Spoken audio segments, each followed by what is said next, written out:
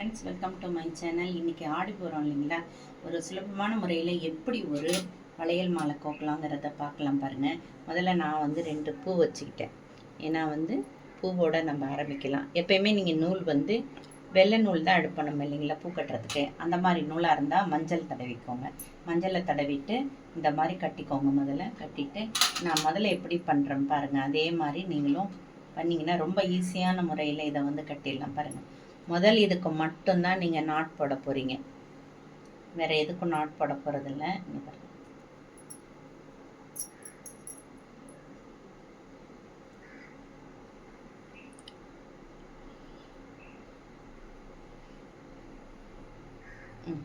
அவ்வளோதான். இந்த மாதிரி ஒரு நாட்டை போட்டுக்கோங்க. நாட்டை போட்டுட்டு அடுத்தது கோக்கும்போது நான் காமிக்கிறேன் பாருங்கள். இந்த நீங்கள் க்ரீன் கலர் டிஃப்ரெண்ட் கலரில் பண்ணிக்கோங்க. மாலை அப்போ அழகாக இருக்கும். இவ்வளோதாங்க. ஒரு சுற்றிட்டு டைட்டாக ஒரு சுற்றிக்கோங்க.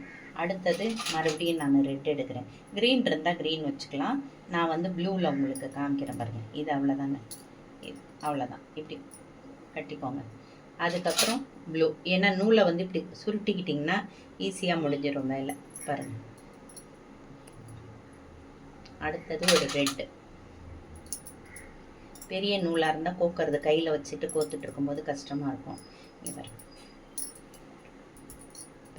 ரெட்டு வந்துடுச்சு இல்லைங்களா?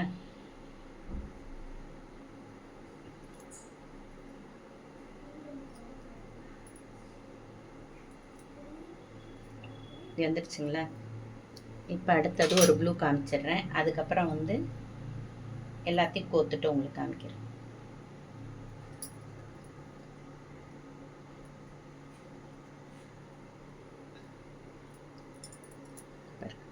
இப்படி வந்துடணும். வரிசை இப்படி வந்துடும். இருங்க, எல்லாத்தையும் கோத்துட்டு உங்களுக்கு காமிக்கிறேன் இல்லைங்களா?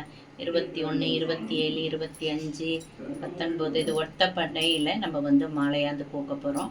அதை நீங்கள் கவுண்ட் பண்ணிக்கோங்க எத்தனை எண்ணிக்கை வரப்போகுதுங்கிறதையும்.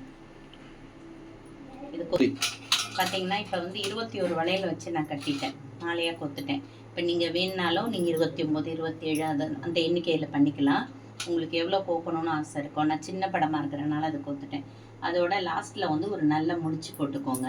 முடிச்சு போட்டுட்டு அதுக்கப்புறம் நான் முன்னாடி பூ கொடுத்தனால கடைசியிலையும் ஒரு பூ கொடுத்துட்டு தேவையில்லாத இந்த நூலை கட் பண்ணி எடுத்துருங்க. எடுத்துட்டு இப்போ பாருங்கள் இப்படி மாலையாக வந்துடுது இல்லைங்களா? இந்த மாலையை அப்படியே சாமி படத்துக்கு அப்படியே போட்டுடலாம். மீதி என்ன பண்ண போகிறேன், இப்போ இங்கே முருகர்லாம் இருக்கார் இல்லைங்களா? இப்போ 2 கொடுத்துட்டேன். அப்புறம் எங்கள் வீட்டில் இது பார்வதிக்கு போட்டேன். அதுக்கப்புறம் நந்தி பகவானுக்கு கொடுத்துட்டேன். அது மாதிரி எந்தெந்த கடவுள் இருக்காங்களோ, அம்மன் வடிவத்தில் இருக்காங்களோ அவங்களுக்கெல்லாம் அவங்களுக்கு 2 கொடுத்துட்டேன். அதுக்கப்புறம் இப்போ இவங்களுக்கு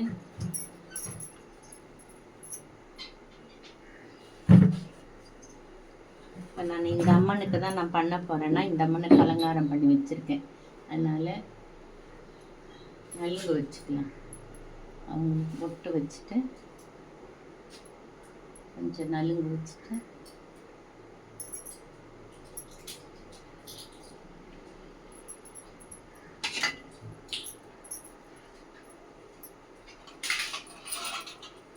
இதை அப்படியே நான் மாலையாக அப்படி சாத்திடுவேன். பார்த்தீங்களா? இப்படி மாலையாக சாத்திட்டு உங்களுக்கு வேணுங்கிறப்ப எடுத்து நீங்கள் இது பூஜை எல்லாம் முடிஞ்சதுக்கப்புறம் நீங்கள் என்ன பண்ணுங்கள், எல்லாருக்கும் கொடுக்கறதா வர சுமங்கலிங்களுக்கெல்லாம் எடுத்து கொடுங்க. சின்ன பசங்க வந்ததுன்னா அதுக்கு தகுந்த மாதிரி வளையல்லாம் நீங்கள் வாங்கி வச்சு இதே மாதிரி கோத்து கொடுங்க. பாருங்கள், இது பிடிச்சிருந்ததுங்களா? உங்களுக்கு புரியுதுங்களா? நான் கோத்துருந்தேன். இதெல்லாம் இன்னும் பெருசாகவும் பண்ணலாம். அடுத்த வீடியோவில் அடுத்த விதமான எப்படி கோக்கலாங்கிறதையும் வளையல வேறு விதமாக எப்படி கோக்கலாங்கிறதையும் காமிக்கிறேன். இந்த வீடியோ பிடிச்சிருந்ததுன்னா லைக் பண்ணுங்கள், ஷேர் பண்ணுங்கள், சப்ஸ்கிரைப் பண்ணுங்கள். மீண்டும் ஒரு புது பதிவுடன் உங்களை சந்திக்கும் வரை உங்களிடமிருந்து விடைபெறுகிறேன். நன்றி, வணக்கம்.